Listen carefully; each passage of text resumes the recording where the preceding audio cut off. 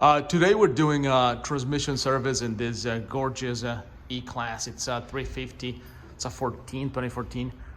We're such big fans of transmission service because it just saves the component. In the BMW world, at least, which should be actually best practice for any German car, transmission is recommended every 40,000 miles. And you can see in here why.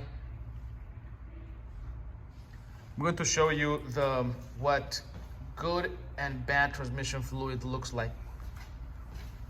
You can see here that the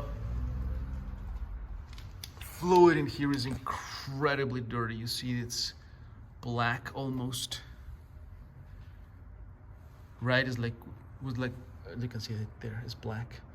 The color that it should be is actually blue for this special transmission.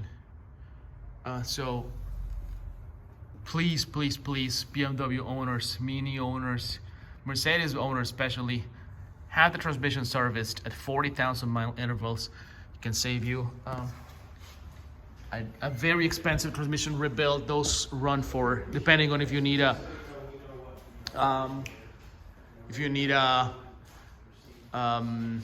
valve body or the mechatronics, between $4,000 and $7,000. So there you go. Thanks.